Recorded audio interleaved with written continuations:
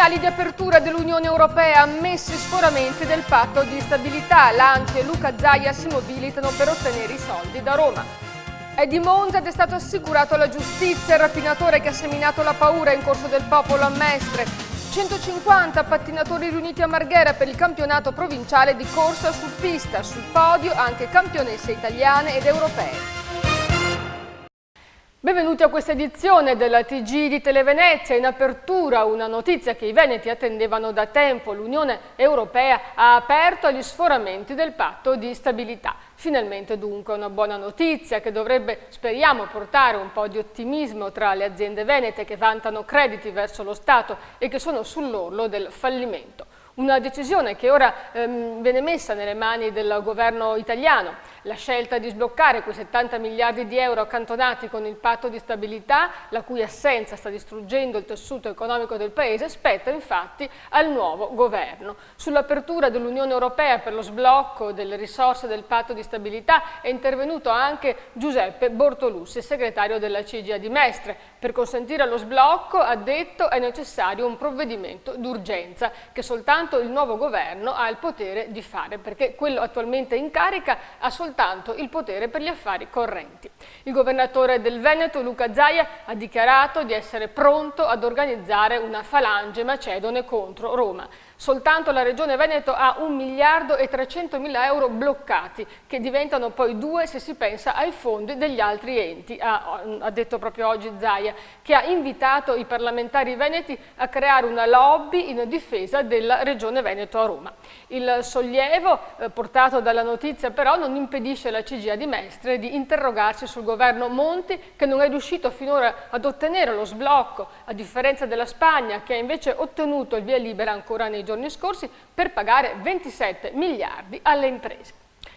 E ora la cronaca nera ha un nome e un volto: il rapinatore che ha pestato a sangue le sue vittime durante 2 rapine in Corso del Popolo ed è stato catturato dalla squadra mobile di Venezia.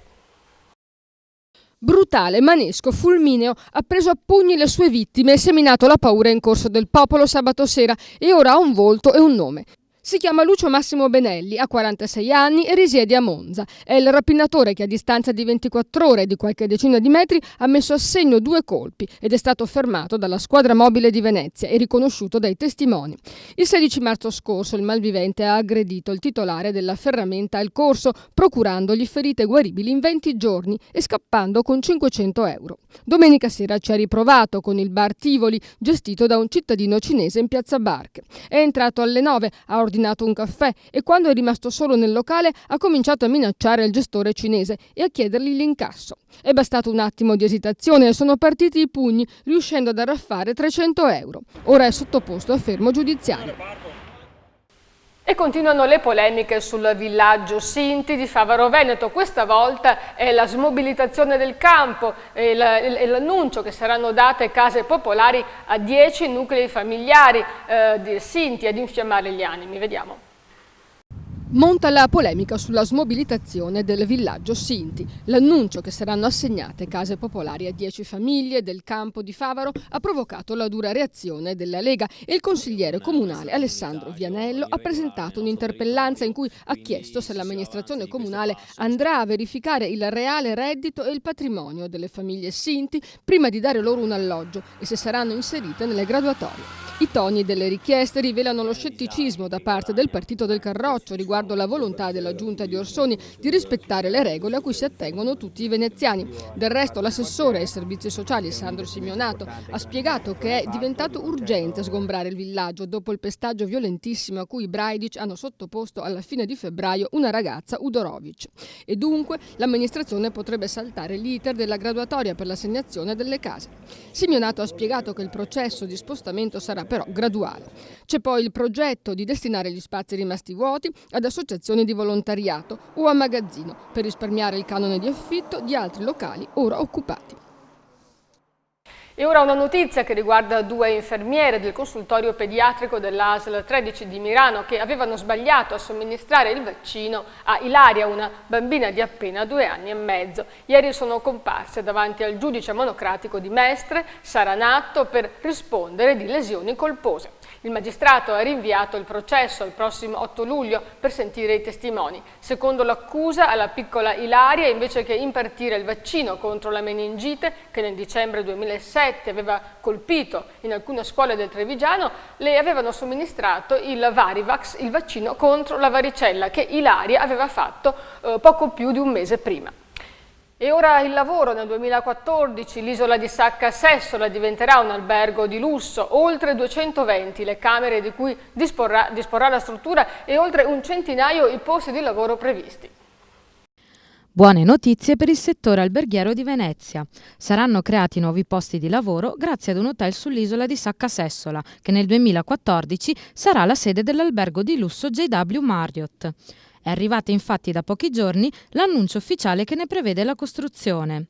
La struttura, progettata con una società affiliata di Arial Bank, verrà inaugurata con 266 camere e suite e sarà dotato di centro benessere, spa e piscine interne ed esterne, diversi ristoranti e bar ed un'ampia sala congressi. Il progetto è pensato per attrarre turisti da tutto il mondo e coppie desiderose di coronare il sogno romantico di sposarsi in laguna. È prevista infatti la ristrutturazione della chiesetta dell'isola, dove sarà possibile, sempre dal 2014, potersi sposare. Entusiasta di sbarcare per la prima volta in Italia e proprio a Venezia con la catena di alberghi Marriott è Amy McPherson, presidente e direttore generale della catena alberghiera in Europa, che ha definito l'isola una location unica per i futuri ospiti dell'hotel. L'oasi, che ospiterà la struttura di 1200 metri quadrati, è privata ed appartiene ad una società bancaria tedesca che già 10 anni fa aveva progettato un complesso alberghiero, ma i lavori erano stati bloccati poco dopo l'inizio.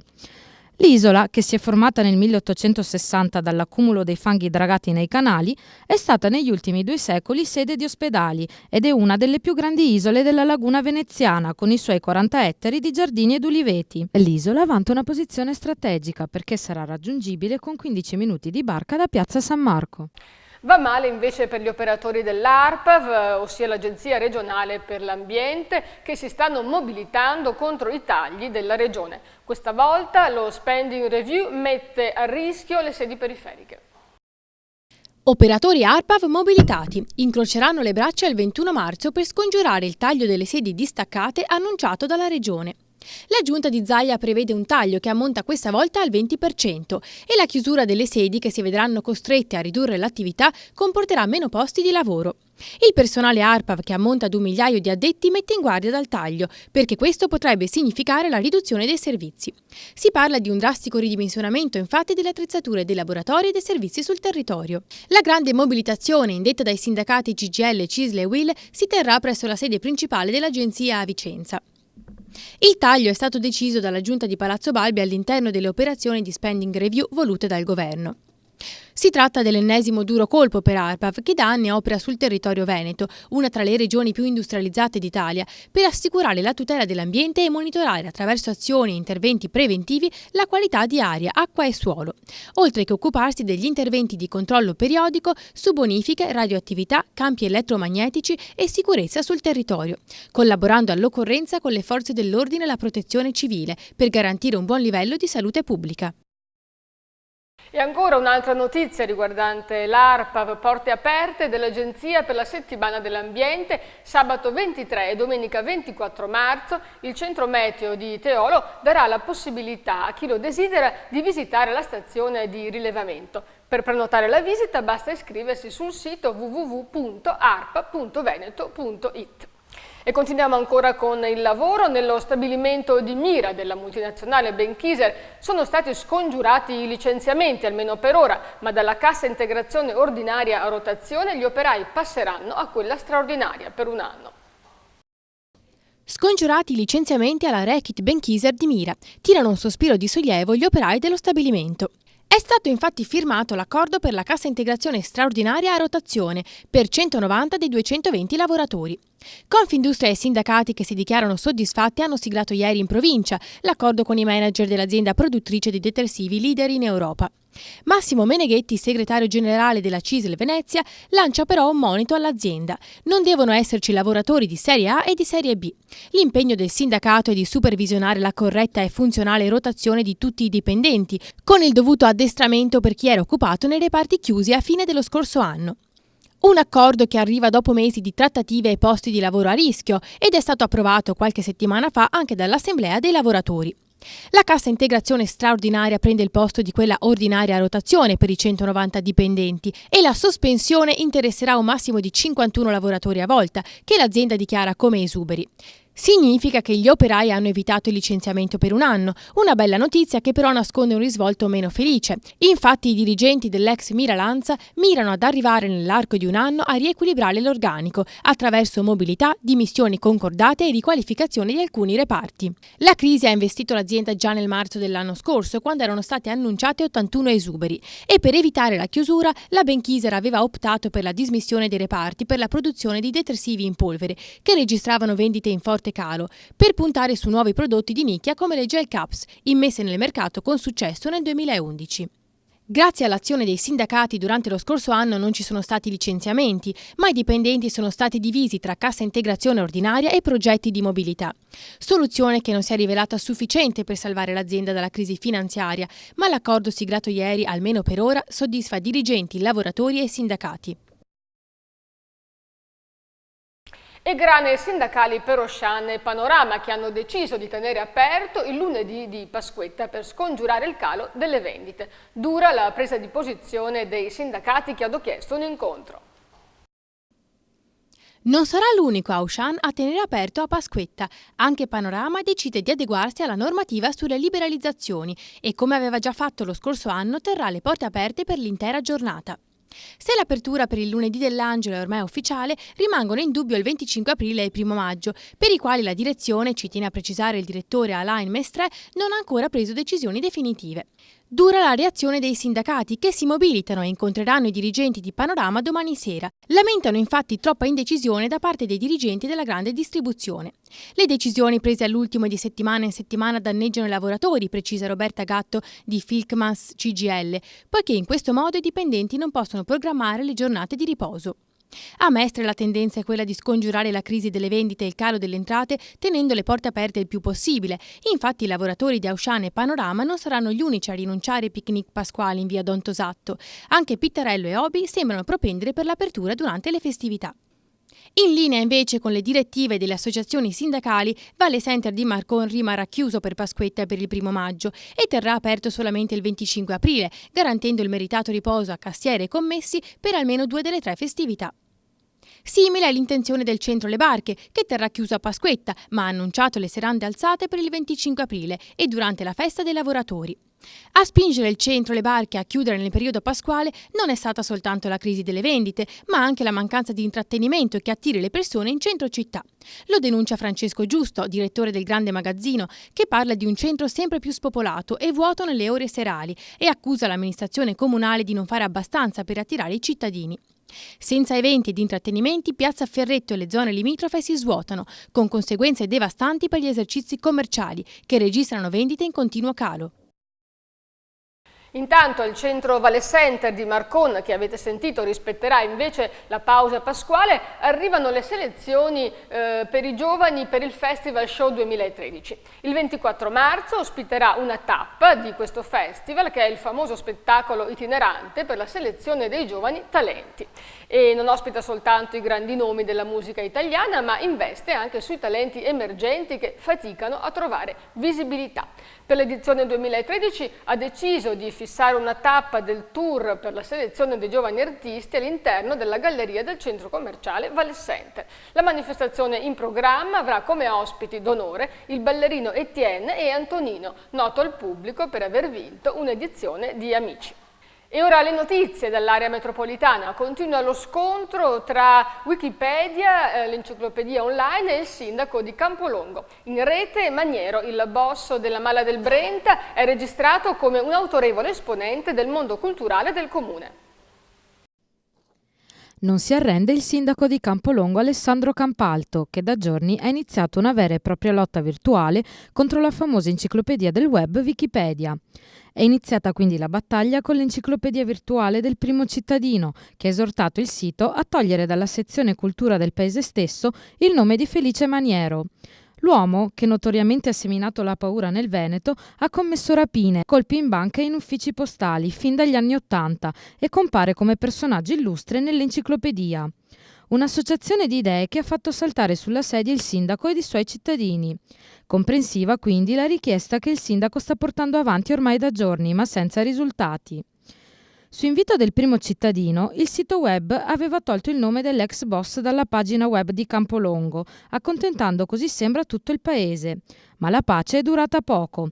Infatti il nome di Maniero è ricomparso nuovamente, affiancato da Leone Sanavia, costruttore di liutai, nella sezione cultura. Alessandro Campalto non si arrende, annuncia battaglia e soprattutto sta organizzandosi insieme ai suoi cittadini per inserire i nomi dei personaggi davvero illustri del paese. Obiettivo del sindaco è quello di fare nomi che possano essere guida per i giovani del futuro. E buone notizie sulla salute di Sara Anzanello, la campionessa trevigiana di volley. Il trapianto di fegato che ha subito in questi giorni è riuscito molto bene. Ora non resta che aspettare per capire se l'atleta riuscirà a superare questa dura prova.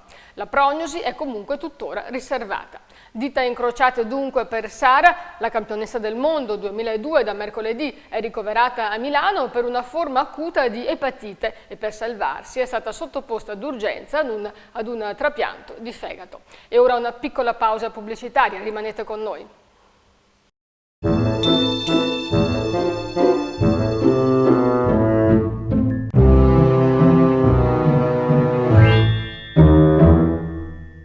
Preparatevi! Pochi giorni all'apertura del Temporary Outlet a Cazzago di Pianiga, via dell'Industria 2, presso l'ex abbigliamento Dalla Libera.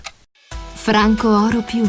Il tuo oro, il tuo argento e il tuo platino pagati subito in contanti alla massima valutazione di mercato. Franco Oro Più lo trovi a Mestre, Marghera, Venezia, Jesolo e Caorle, a Trieste, a Belluno e a Schio. Entra nella filiale a te più vicina. E ora notizie brevi dalle province di Venezia, Treviso e Padova. Da San Donà arriva un protocollo contro l'omofobia, un progetto unico in Italia, sottoscritto da ASL 10, comuni e associazioni. Tra le altre iniziative, l'attivazione di un numero amico 366 3422 356 per dare assistenza psicologica e legale alle vittime di violenza. Radicchio in mongolfiera a Chioggia. Tra le iniziative di Insieme con Gusto, sabato e domenica prossimi all'Orto Mercato di Brondolo ci sarà anche la possibilità di un'inedita visione dall'alto, in mostra anche antichi mestieri e poi tante escursioni in bicicletta. 15 studenti stranieri ospitati da famiglie della Marca per uno scambio culturale su usi e costumi dal mondo. Rimangono qui un anno o 6 mesi e altrettanto fanno gli studenti trevigiani che vanno all'estero. L'iniziativa è organizzata dall'Associazione Intercultura. Si chiama Il Paradiso degli Asini ed è un centro di relazione asino-uomo aperto da poco a Volpago. Il contatto con questi animali, l'onoterapia, aiuta cardiopatici e ipertesi, disabili e malati psichici. Lunedì dell'Angelo, passeggiata coi somarelli nel centro del paese. Bigliettaio sul tram a Padova. Si tratta di un'iniziativa sperimentale di APS. Dopo le 20:30 a bordo ci saranno guardie giurate e un bigliettaio e si potrà entrare ed uscire soltanto dalla porta centrale. Il bigliettaio notturno arriverà presto anche nei bus. È Gianmario Villalta, il vincitore del premio di poesia Diego Valeri di Piove di Sacco. Con Vanità della mente, il poeta friulano si è imposto nella sezione Opera edita strutturata. La giuria, presieduta da Luigi Cerantola, non ha invece assegnato il certame piovese. E ora lo sport, grande spettacolo sportivo a Marghera dove si sono tenuti i campionati provinciali di pattinaggio di corsa su pista. Vediamo i momenti salienti della gara. Anno importante il 2013 per la SD Pattinatori Marghera. La società sportiva festeggia il 40° anniversario, una ricorrenza che è stata opportunamente onorata ospitando proprio al Pattinodromo Comunale di Marghera il campionato provinciale Venezia-Treviso di pattinaggio corsa su pista. In una domenica fredda e nuvolosa, 150 atleti si sono confrontati in varie categorie, giovanissimi ed esordienti al mattino, ragazzi allievi, junior, senior e amatori al pomeriggio. Ci troviamo qui oggi per il campionato provinciale, che è un campionato valido per l'assegnazione dei punteggi che verranno poi assommati ai punteggi dei campionati regionali e dei campionati italiani. Quindi alla fine dell'anno la classifica è fatta dalla top dei punti assegnati con tutte le varie gare di campionato. Un campionato provinciale che praticamente è a sé stante, nel senso che non è selettivo, ma serve semplicemente per fare le classifiche di società poi per il trofeo Bonaccorsa. Che basta, non è selettivo. Ecco. La giornata ha visto l'assegnazione di ben 38 titoli per la provincia di Venezia. La padrona di casa, la Pattinatori Marghera, si è aggiudicata 7 ori. 2 per Camilla Beggiato, 2 per Marta Rivecchio, 1 per Luca Marcon, Giulia Serena e Simone Scognamiglio, più 3 argenti e un bronzo. Spettacolari le americane, gare a squadre formate da 3 atleti che si danno il cambio, alle quali hanno preso parte le categorie allievi e senior, maschi e femmine. Sono stati organizzati già in questo pattinodromo una decina di campionati provinciali, altrettanti campionati regionali, 5 campionati italiani e 2 Gran Premi giovani nell'arco di 30 anni della mia presidenza. Il nostro momento più opportuno sarebbe quello che il pattinodromo venisse messo a norma delle regole internazionali, cioè l'allungamento e l'allargamento della pista, con i nuovi fondi, i nuovi materiali che si eseguono in maniera da poter organizzare manifestazioni a carattere internazionale come si faceva una volta. In gara a Marghera anche la campionessa Erika Zanetti della Pattinatori Spinea, 2 volte sul gradino più alto del podio. Questa è una prima gara per prepararci per i campionati italiani, per i campionati europei e mondiali più avanti. Spero anche quest'anno di potermi riconfermare, però è molto dura perché le avversarie sono sempre molto agguerrite. Con Erika stiamo mettendo a punto la preparazione in vista di questo mondiale. Chiaramente puntiamo al massimo come l'anno scorso è stato un ottimo mondiale e speriamo di eguagliare la cosa, se non fare meglio ancora. Tra una gara e l'altra si è tenuta anche la tradizionale cucciolata, nella quale gli atleti più piccoli, non ancora in età per competere, fanno un giro della pista prendendo confidenza col circuito. Insomma, campioni di oggi e di domani si incontrano, si caricano a vicenda e vanno sempre più veloci. Sono arrivata seconda nella 5000 in linea dietro Erika Zanetti, che è una super campionessa. La gara è andata bene, è stata abbastanza faticosa, soprattutto gli ultimi 9 giri, ma sono soddisfatta.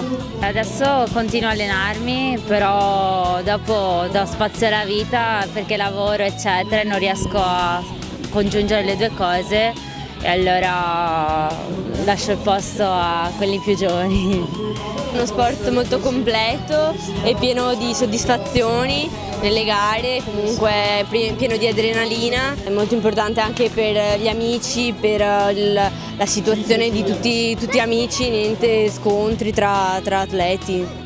Per me il pattinaggio è una cosa molto bella, tanti amici, vinco quasi sempre. A me piacerebbe andare alle Olimpiadi anche se non è uno sport olimpico. Insomma mi piace, è bello, mi faccio tanti amici e così. Ciao a tutti!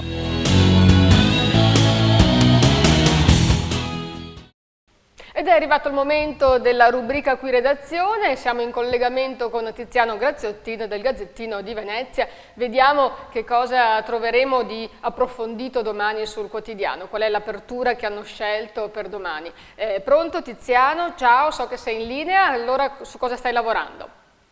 ma stiamo lavorando molto su un aspetto importante come quello della giustizia, perché sono alle porte una serie di accorpamenti che, con l'obiettivo di ridurre le spese appunto di funzionamento della giustizia, però qualche problema, più di qualche problema ai cittadini lo creeranno. La notizia che andremo appunto a scrivere sul giornale di domani è che c'è stata una riunione tra il presidente del Tribunale di Venezia Toppan e i sindaci della provincia di Venezia per cercare di mantenere sul territorio, a San Donà, Adolo e Chioggia, gli uffici dei giudici di pace. Però qual è la questione? Che questi uffici dovrebbero essere pagati dalle stesse amministrazioni comunali, dal comune capocomprensorio e dagli altri comuni che gravitano ad esempio su San Donà. Di qua evidentemente una partita molto preoccupata, perché i sindaci vorrebbero da un lato che questi tribunali, questi giudici di pace, scusate, restassero sul territorio, ma la prospettiva di pagare intorno ai 150.000 euro all'anno per ogni sede evidentemente li preoccupa non poco, e di qui tutta questa partita che così sembra sul livello amministrativo, ma poi in realtà ci tocca da vicino come cittadini, perché se per un problema col giudice di pace dobbiamo andare a Venezia partendo da Chioggia piuttosto che da San Donà o piuttosto che da Dolo, evidentemente poi le cose cambiano. Sì, nello sfondo insomma c'è sempre la stessa notizia, e cioè che si fa sempre più fatica in questo paese a ottenere la giustizia. Beh, al di là poi tra parentesi della lunghezza dei processi, che non vogliamo nemmeno parlarne perché è un tema talmente vecchio e delicato purtroppo, però qua c'è anche un problema di trasferimenti.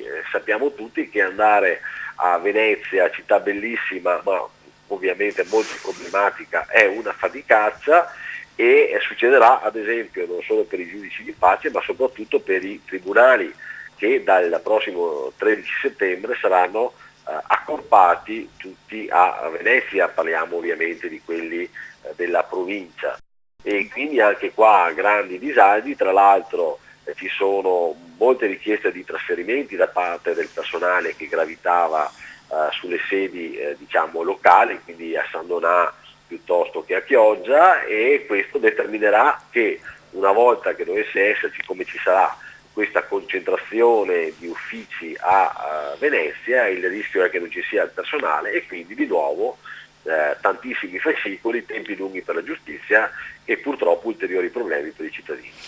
Beh, insomma, ci hai dato un'altra brutta notizia, leggeremo approfonditamente comunque questo servizio domani sul tuo quotidiano. Grazie Tiziano. E ora le previsioni del tempo.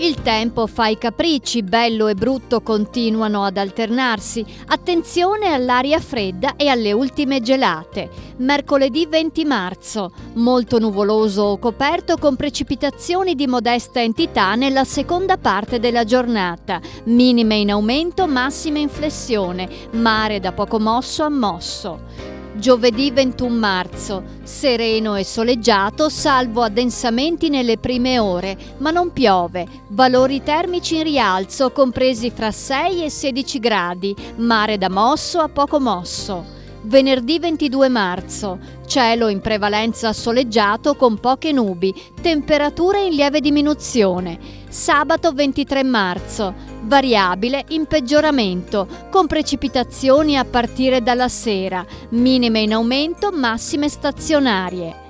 La marea di mercoledì 20 marzo è normale. La massima alle 20:35 75 cm, la minima alle 12:20 30 cm.